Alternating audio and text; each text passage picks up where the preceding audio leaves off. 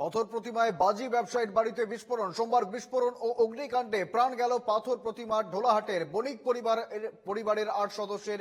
মৃতদের মধ্যে রয়েছে ৩ শিশু ও ১ বালক। গুরুতর অবস্থায় আহত অবস্থায় এসএসকেএম এর ট্রমা কেয়ারে ভর্তি ছিলেন সুতপা বণিক। মঙ্গলবার সকালে মৃত্যু হয় তার।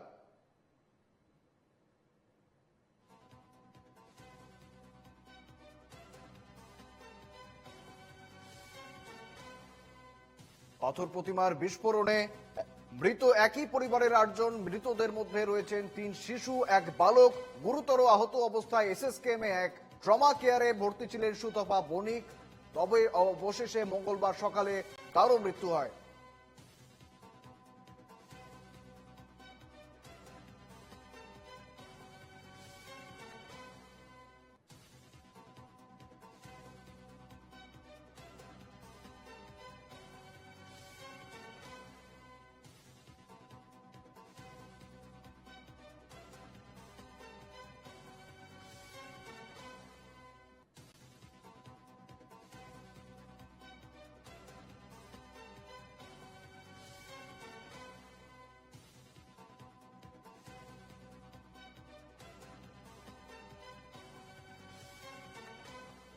এবং এই যে ঘটনা, এই ঘটনা কিন্তু রীতিমতো চাক্ষুষ দেখেছিলেন এক প্রতিবেশী শিক্ষক। তিনি যে বিস্ফোরক দাবি সেই কথা জানিয়েছেন এনকেটিভি বাংলাকে। শুনবো আমরা সেই কথা।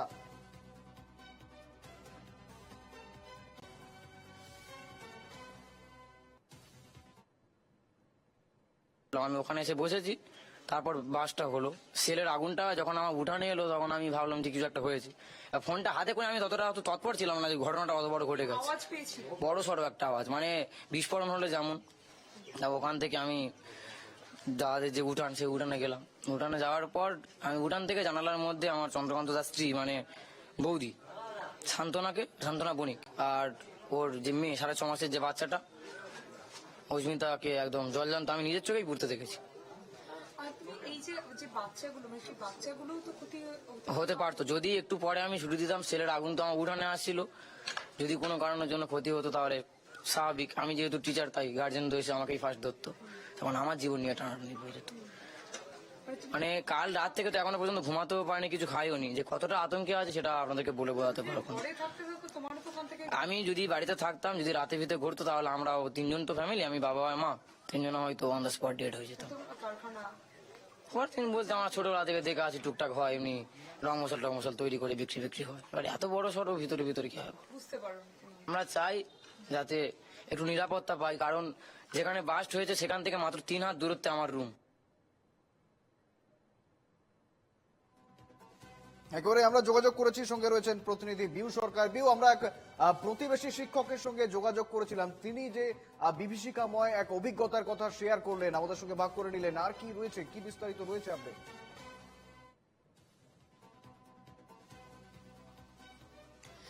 একদমই দেখো, এখনো পর্যন্ত গোটা এলাকায় রীতিমতো আতঙ্কিত পরিস্থিতি রয়েছে। কারণ যারা স্থানীয় বাসিন্দারা রয়েছেন তারা যেটা বারবার বলছেন যে প্রচুর, আমরা এই মুহূর্তে যেখানে দাঁড়িয়ে রয়েছি, ঠিক যে বাড়িটিতে ঘটেছে ঘটনাটি, ঠিক তার বাড়ির কিছুটা দূরে এই যে গোডাউনটা রয়েছে দেখতে পাচ্ছ। আমি ভিডিও জার্নালিস্ট শুভজিৎকে দেখাতে বলবো সেই ছবিটা। তুমি দেখতে পাচ্ছ এই যে গোডাউনটা, সেখানে প্রচুর পরিমাণে বাজি বোমা সেগুলো মজুত রয়েছে। এবং বাইরে থেকেও যদি আমরা ছবিটা দেখি, এখনো পর্যন্ত দেখা যাচ্ছে ভেতরে তো প্রচুর পরিমাণে, যেটা বন্ধ রয়েছে সেখানেও প্রচুর পরিমাণে, এবং বাইরেও দেখতে পাচ্ছ এখানে প্রচুর যেগুলো বাজি তৈরির যে মশলা, সেখানে সেইগুলো এখানে মজুত রয়েছে। এবং এই যে কড়াই দেখতে পাচ্ছ, এখানেই বাজি তৈরি করা হতো, এটা বুঝতেই পারছো শুভেন্দু। এবং ফলে এই যে কারখানাটা, সেটাও যদি বিস্ফোরণ হতো, সেই সব নানা কারণ ঠিক কিছুটা দূরেও রয়েছে প্রচুর বাড়ি, সেখান থেকে সকলেই আতঙ্কিত রয়েছে। যদি এই যে পুরো এই গোডাউনটা, সেখানে প্রচুর পরিমাণে বাজি মজুদ ছিল, কিন্তু সেখানে স্থানীয় প্রশাসন তারা বলছে তারা কিছু জানেন না। যদিও যারা স্থানীয় বাসিন্দারা তারা বারবার অভিযোগ করছেন যে তারা জানতেন বহু বছর ধরে এই চন্দ্রকান্ত বণিক, তিনি এই বাজির মজুত তো করতেন, বাজির তার এই কারখানা রয়েছে, বাজির ব্যবসা করতেন। যিনি স্থানীয় পঞ্চায়েতের তিনি সদস্য রয়েছেন, তিনিও বলছেন যে সুশান্ত দাস তিনি বলছেন যে তিনি জানতেন, কিন্তু তিনি জানতেন না যে শব্দবাজি তিনি ব্যবসা করেন বা শব্দবাজি তৈরি করেন। তিনি জানতেন একেবারে বিউ, আমি আসবো আতশবাজি। তোমার কাছে এই কিন্তু বিষয়ে আবারও ফিরে আসবো, যেখানে তবে তিনি স্থানীয়রা বলছেন- তারা কি বলছেন শুনবো আমরা। কেউ বলছেন প্রশাসন সব জেনেও চুপ ছিল, কেউ বলছেন সবুজ বাজির পিছনে তৈরি হতো নিষিদ্ধ বাজিও। ঢোলাহাট বিস্ফোরণের পর থেকেই উঠে আসছে একের পর এক সত্য।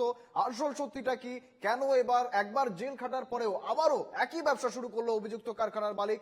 অভিযুক্তর সম্বন্ধে কি বলছেন এলাকাবাসীরা, প্রতিবেশীরা, শুনবো।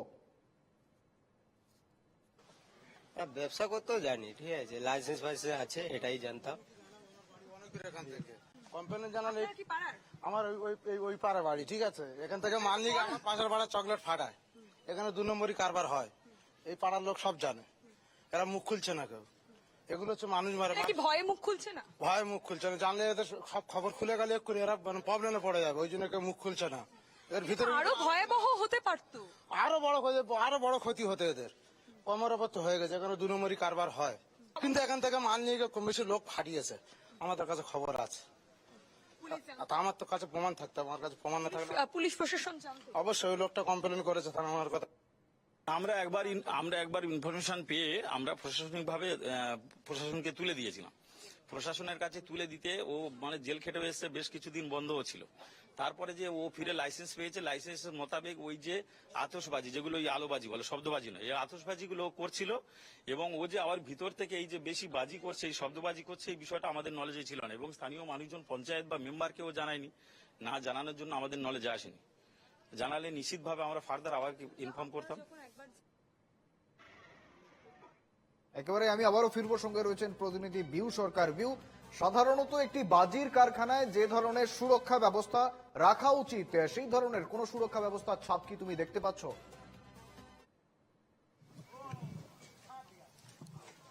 না, একদমই নয়। যেটা এই যে বারবারই যেটা প্রশ্ন উঠছে, যেখানে একটা বাজি কারখানায় যেখানে বারবার বলা হচ্ছে যে আইনগত ভাবে এবং সমস্ত কিছু লাইসেন্স রয়েছে, যেটা গতকাল বিধায়ক তিনি বলেছিলেন যে তার লাইসেন্স আছে। যদি লাইসেন্স থাকে তাহলে তো যেখানে অগ্নি নির্বাপক যন্ত্র থাকা দরকার, সেই অগ্নি নির্বাপক যন্ত্র, এই যে কারখানাটা দেখছি আমরা বাইরে, যদিও ভেতরটা বন্ধ রয়েছে, কিন্তু বাইরে কোনো আমরা অগ্নি নির্বাপক যন্ত্র দেখা যাচ্ছে না। এবং মন্ত্রী যিনি এসেছিলেন, সুন্দরবন উন্নয়ন মন্ত্রী, তিনিও একই কথা বলছেন। তিনি কার্যত স্বীকারই করে নিলেন যে কোন রকম এটা এখানে বেআইনি হয়েছে, কোনো নিয়ম মানা হয়নি। তিনি কার্যত মন্ত্রী স্বীকারই করে নিলেন।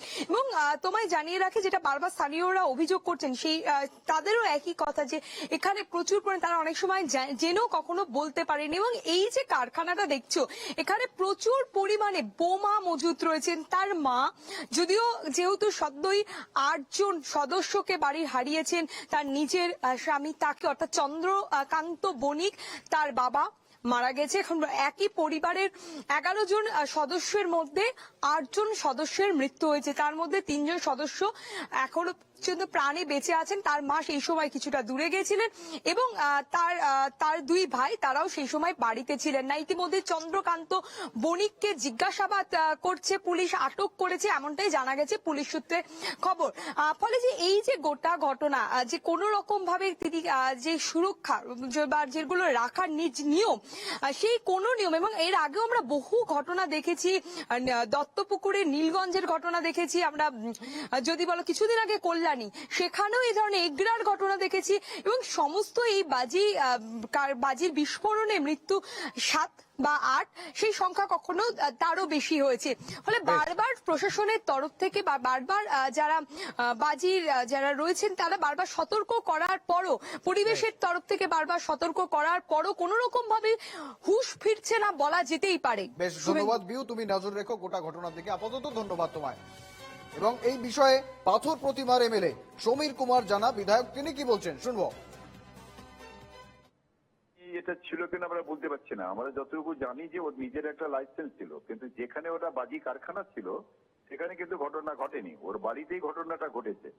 এখন বাড়িতে ঘটনার ফলে আমরা যতটুকু গিয়ে দেখেছি যে দুটো আমাদের এই এর ছিল, মানে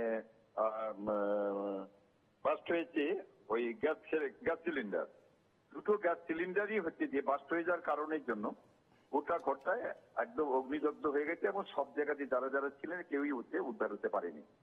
আর যেটা আমাদের জানি যে ওর যেটা ম্যানুফ্যাকচারিং এর জন্য যেটা হতো সেটা কিন্তু বাড়ি থেকে অনেক দূরে, সেখানে কিছু ঘটনা ঘটে, বাড়ির মধ্যেই ঘটনাটা ঘটে গেছে। এলাকাবাসীদের কাছ থেকে আমি বিধায়ক হিসেবে এটুকু বলি যে আমাদের কাছে এর ইতিপূর্বে কেউই কোনোদিন কোনো অভিযোগ আকারে দেয়নি, আমরা জানাও ছিল না। কালকে ঘটনা ঘটছে আমরা স্পটে গিয়েছিলাম, সেখানেই জানলাম যে এই ব্যাপারটা হয়েছে। ফলে এইটা যে এলাকাবাসীদের যদি বিক্ষোভ থেকে থাকে বা অনেকদিন থেকে চলছে এটা অনেকেই জানে, মানে আমিও সেভাবেই জানি, কিন্তু এইভাবে করে যেটা এলাকাবাসী বলছেন সেটা কিভাবে জানি না ঠিক। তবে ওইখানে হওয়া উচিত নয়। আমাদের গ্রামাঞ্চলে আমরা মনে করছি যে আগামী দিনে এই ঘটনায় আমাদেরকে আরো বেশি সতর্ক করে দিল। আমার এলাকায় আর কোথাও আছে কিনা আমি ট্রাই করবার চেষ্টা করছি, যাতে এই বিষয়টাকে বন্ধ রাখা যায় বা যাতে না করা যায় সেজন্য যেটুকু ব্যবস্থা নিতে হয় নিশ্চয়ই নেওয়া হবে। দেখুন, আমি তো আগেই ভবিষ্যৎবাণী করেছি, ঠিক 2-3 মাসের মধ্যে আবার এই ধরনের ঘটনা ঘটবে। গোটা বাংলাটাকে মমতা বন্দ্যোপাধ্যায় বোম আর বারুদের উপর বারুদের স্তূপে বসিয়ে দিয়েছে। এবং এই ধরনের অপদার্থ হোম মিনিস্টার, পুলিশ মন্ত্রী আমরা বাংলায় যাকে বলি, স্বাধীনতার পর থেকে আজ অব্দি বাংলা পর্যন্ত পাইনি এরকম অপদার্থ হোম মিনিস্টার। আর আপনার গোয়েন্দা বিভাগ জানতে পারেন না এতটা অপদার্থ? নাকি আপনি গোয়েন্দা বিভাগকে চোখ বন্ধ করে থাকতে বলেছেন কারণ আপনি জামাতের লোকেরা যাতে এগুলো করতে পারে? এর তদন্ত হওয়া উচিত। এনআইএ তদন্তের জন্য আমি হোম মিনিস্টারকে লিখব।